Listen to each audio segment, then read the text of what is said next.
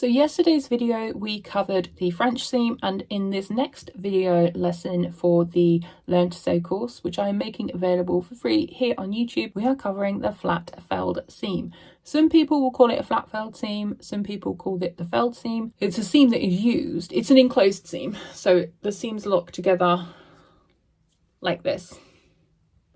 And it's a very strong seam, it's a great seam, I love it. You see it a lot in shirts, for men specifically. They even will do it around the armhole and get a really beautiful finish on the inside and outside. I'm going to show you how to sew your own so that you can make beautiful finishes on any project that you're using a flat felled seam on. And yeah, give the video a like if you find it helpful, or even if you don't, just because that would be a nice thing to do, and YouTube will see that you liked it and will show it to more people who want to learn to sew. And subscribe if you want to see more about pattern making, fashion design, draping, that kind of thing.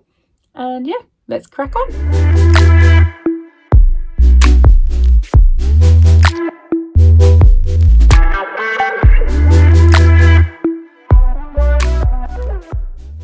We are now onto the felled seam. As you can see here, I have two pieces of fabric, a little bit longer than my normal sample length. The felled seam is another enclosed seam similar to the French seam, which we did in another lesson. There we have a nice enclosed French seam. The felled seam is used in outerwear, shirts, that kind of thing. It's a nice strong seam. We're going to start off with the two edges of the fabric, raw edges, aligned. You could pre-prep this and you could have them cut as shorter, one shorter than the other if you want it to, but for the ease, because you guys might never have done this before, I'm going to show you how you would do it straight up. So your fabric is straight. We're going to sew a 1.5 centimeter seam allowance, or you could do a 1/2 inch with a straight stitch on the sewing machine. Okay, so underneath the presser foot, 1.5 centimeters, I have guides that assist me. I'm going to line everything up, hold on to my threads, lower my needle, back stitch, and then forwards the whole length.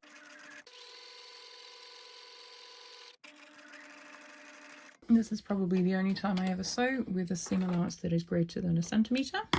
Now we are going to, first of all, you would press your seam. Second of all, you'll take your scissors and you're going to trim away half of the one edge.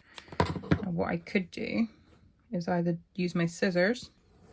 I'm just going to press this open for now so that I've got it separated. And of course you would be trimming away the side that you wanted to wrap over. So where's my ruler?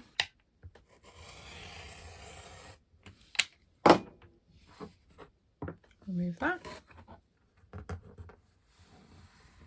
And you can see we have two separate different lengths or widths of seam allowance now. We're going to take the longer section. We're going to wrap it over the shorter section.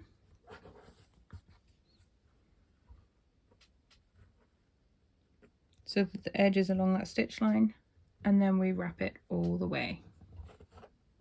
Okay, and pin into place. And you would obviously change this depending on how wide you wanted your felled seam to be. And you would use an iron.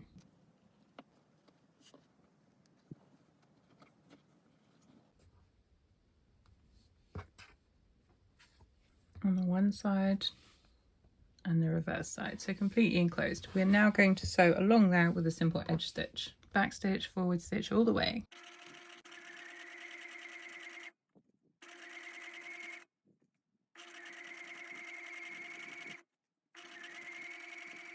And there we have a beautiful finished felled seam, completely enclosed, nice and strong. As you can see.